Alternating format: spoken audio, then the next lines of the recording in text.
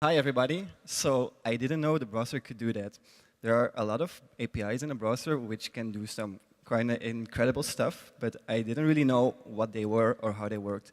So I did like every other developer would do. I started a side project, my million side project, and I just started to figure out how they work.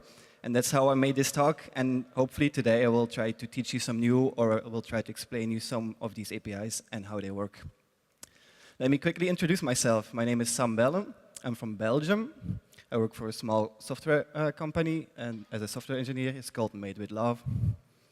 You can find me online on Twitter, GitHub, or any other website as Sambego. And I really like cats. Like you might have seen on my title slide, there's a cat. And throughout the presentation, it will feature my cat, which is this cat. And she will try to tell us a bit about some browser APIs. Let's get started. The first API I want to talk about is the speech API. A browser can not only just show you text, it can also talk to you and convert text to spoken words. Hi, front trends. Did you know the browser could talk? Cool, huh? The web speech API converts text to spoken words. You can even choose my voice. Since I'm a female cat, I'll be talking with a female voice. Meow. Now, I could be super lazy and just let the cat talk for half an hour and sit here and look at you people being like, oh, cool, but I will continue and tell the rest of the story myself. So, how do we let the browser talk to us? There's a thing called the speech API, which modern browsers have started to implement. I think Chrome and Firefox already has done so. And the first thing we need is a speech synthesizer. We can find this synthesizer on the window object. I'm just going to put it in a synth variable just so it's shorter to type. And the second thing we need is a speech synthesis utterance. This is an object which contains the text that needs to be spoken, but it also contains some characteristics of the voice that will be speaking to you. To keep it simple, we just create a new instance, and we supply the text we want to be spoken, like, hi everybody, which will be something. Oh, and then we, of course, have to give this utterance to the synthesizer to let the browser talk. Like this, you have your synth, you use the speak method, you give your utterance, and it will hopefully talk. Hi, everybody. Like that. By default, the voice is a male voice. But we can change this. Like I've said, this utterance instance contains some characteristics of a voice, like, for instance, the gender or the type or the language or the speed or the pitch of a voice. We can change some of these characteristics by first finding a voice we like. For the cats, it's a female cat, so I wanted to have a nice female voice. Fiona sounded really nice. A cat is a small animal, so it talks a bit higher. So I changed the pitch and I increased it to 1.5. And the cat is a lazy animal, so it talks a bit slower. So I changed the rate to 0.8, just so that the text would be a bit slower. Now, this is better, don't you think? Exactly, that's much better. So let's recap. Better like this. To use the speech API, we first need to get a hold of the speech synthesizer. We create a utterance which contains our text and characteristics. We can then modify the voice or the pitch or whatever. And then in the end, we just supply this utterance to the synthesizer and make it speak. Cool. But the browser can not only talk, it can also understand what we say to it. It can convert spoken words to text. Using the speech recognition API. This only works in Chrome for the moment, I believe, but it's really fun to play around with. If I will press this button, I can start talking to the browser, and it will try to interpret my spoken words and give back a string. So let's try. Hi, everybody. As you can see in the green text balloon, it returned hi, everybody. This is not hard-coded. I could have said anything, but just to keep it short, hi, everybody works. So yeah, that's basically what the speech recognition API does. You talk, it interprets, and it sends back some results. To use this, it's important to know that you need internet access, because this API basically just sends your voice, your text, the things you say, to a Google server. There it does some processing and then sends back a transcript of what you said. And it also sends back the level of confidence it has that it decoded your voice correctly. To begin, we need a new speech recognition instance, like this. Once we have this speech recognition object, we can configure some parameters, like the language, English, or if you want intermediate results, like every time the API has an improved version of the transcript, it can send this back to you until in the end you get the perfect version, or what it thinks is the perfect version. And you can attach some event handlers like onResult or onError. Now, all that's left to do is just wait for the speech API to return us some results and then show them on the web page. The next API I'm going to talk about is a bit more common. It's the Geolocation API. This API allows you to pinpoint the user, his location, gets where he is at the moment, or the device at least. And this API returns some coordinates, which is kind of tricky since we're humans. I don't think anybody in this room really sees coordinates and be like, oh yeah, that's Warsaw. We see a name like Warsaw, and that's what we think. That's what we need to understand the location. So let's hope it works. We need some internet as well. Yay. So the browser detected that I am in Warsaw, which is correct, I think. And more or less, we are in that big building there, I think. So this API is quite accurate. And to use it, we can just ask for the current position on the browser. Like I said, this just returns coordinates which do not say a lot to us. But we can use these coordinates and use another external API, like the Google Maps API, to get a more precise location name. This is just a small snippet where you just create a new latitude-longitude object and a geocoder, and then combine them so you can get the city name, a street name, a country name from the Google Maps API based on your coordinates. And of course, when you have the coordinates, you can also use a Google Maps or any other map provider to just pinpoint your location.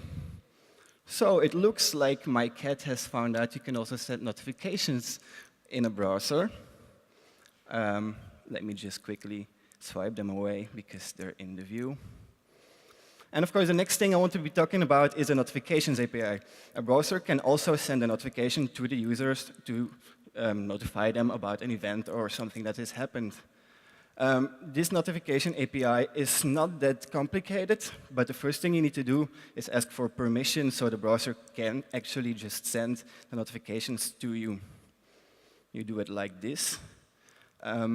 You request permission, and when the permission is granted, you can start sending the notification.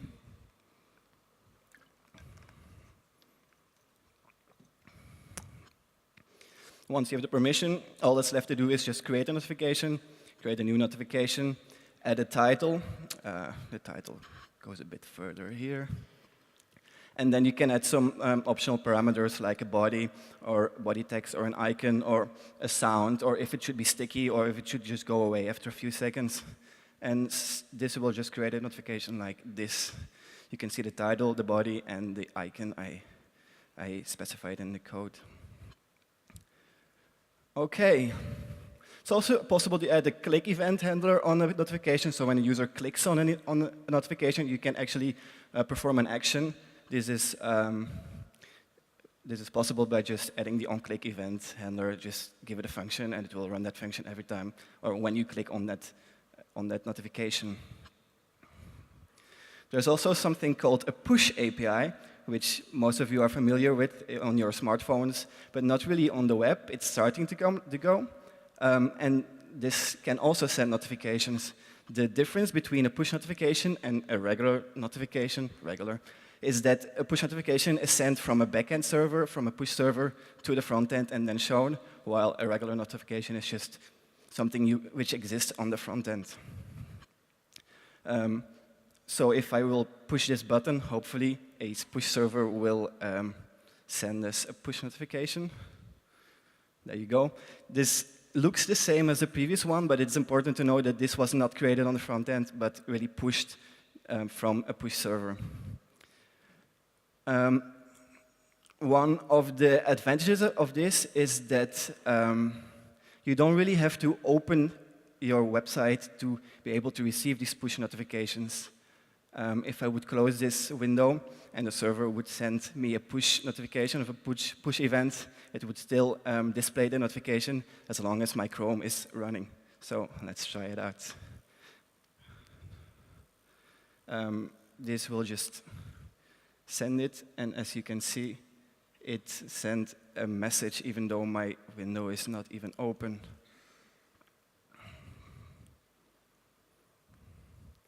This is something which was not possible until very recently with service workers.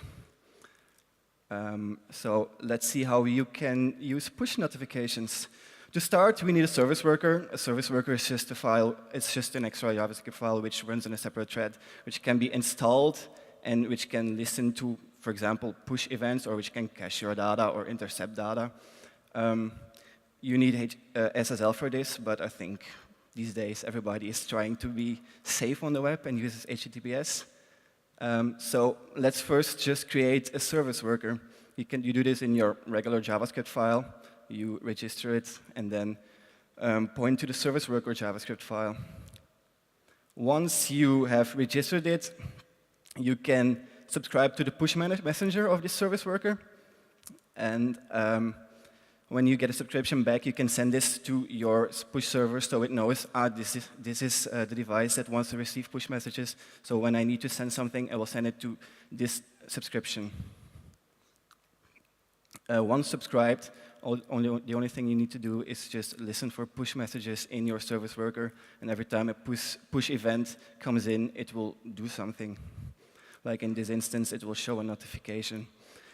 The way you create a notification inside the service worker is a bit different than a regular one. You use the service worker instance to show a notification instead of just creating a notification, because the web page might not be running. It might just be in the background that it can receive these push events. The next one I want to be talking about is the Battery Manager API. You might not believe this, but a web browser can just get data from your battery. Like, my battery is 92% charged, and it's charging at the moment.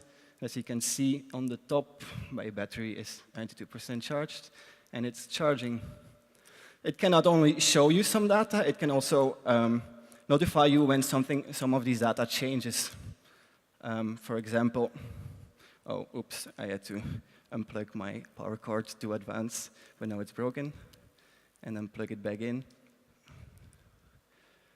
But you can listen for events which are related to your power or your battery. For example, when you unplug your power cord, or when your battery percentage changes, or stuff like this. So how do we actually use this API? First, we need to get the new Battery Manager instance using navigator.getBattery. This will resolve in a battery instance. And using this battery instance, you can get all kinds of information, like if your device is charging, the level of the battery, how long it will take to really charge the battery, or how long it will take to discharge the battery. And of course, like I said, you can also get notified when one of these things changes, like when the level changes, charging time changes, and discharging time changes. So yeah, the website can display your battery. The last API I want to be talking about is something, in my opinion, really cool. It's the Media Recorder API.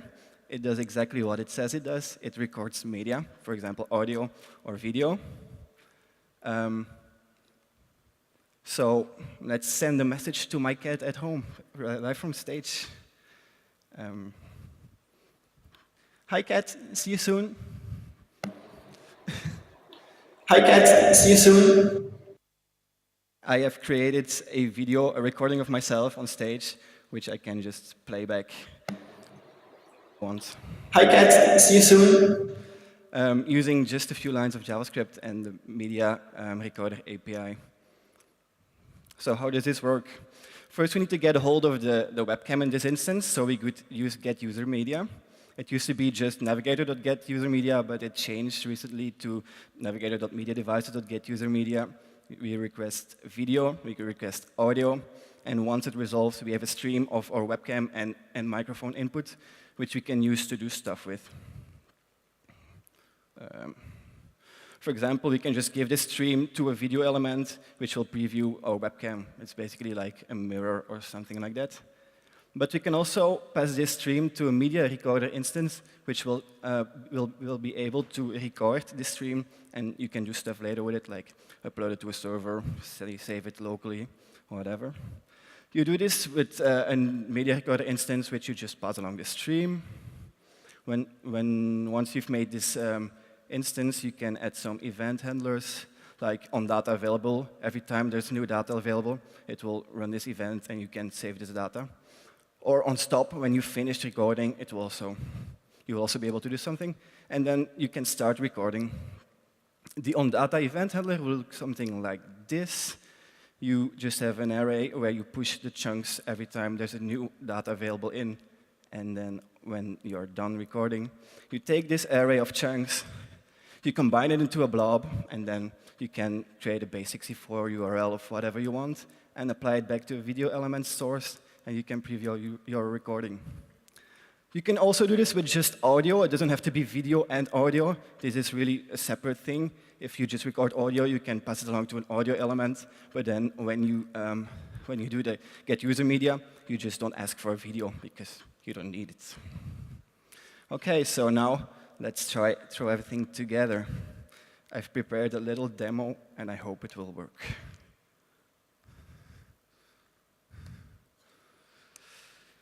So these days, all companies are really busy with personal assistants, like Apple has Siri, Google also has one.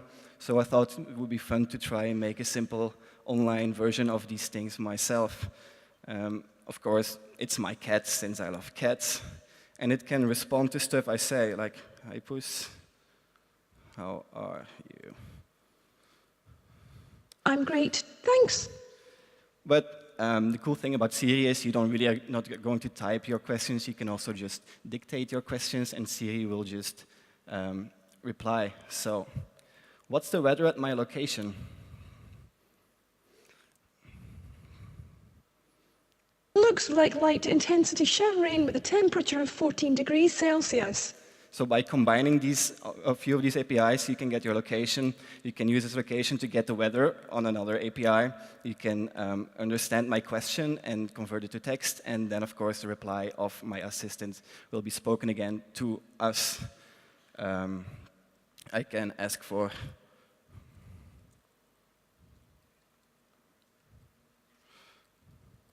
Here is your battery information. so stuff like this. Let's see, what else did I put in there? Help. These are the tricks I got up my sleeve. Okay. So give me some latest news, Here is some fresh news for you. stuff like this. And then I've also done it as a fun experience. So let's do something fun. Hey, look, now you're a cat as well. And using a library called tracking.js, I can just convert myself into a cat, since Instagram and Snapchat and all these browsers are using this to get some more engagement or get some more users. You don't really need to build a mobile app to do this. You can just use JavaScript and the browser. It's not super smooth, but it kind of works. So yeah, that's it.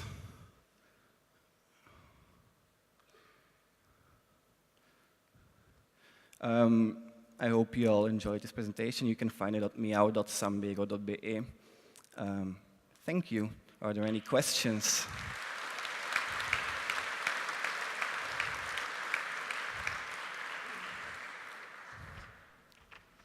I think we do actually have time for questions this time, so if anyone has any? None. No? Easy. I've got one for you then. Okay. So you said that you kind of started playing around with this stuff as side projects. Have you started to use any in any of the APIs in your main projects? I have not, but there are some really good use cases, like the speech API you can use to make a basic kind of screen reader when, for example, a person who needs a screen reader is on a different computer, you can still use that functionality so he can visit your site. Or you can use a location to give personalized data back to your user or stuff. So I have not really used it in production products, but it's definitely worth doing, I guess. Cool. Yeah. Anyone from the audience? Nope. All right. No? OK. Thank you very much. Thank you.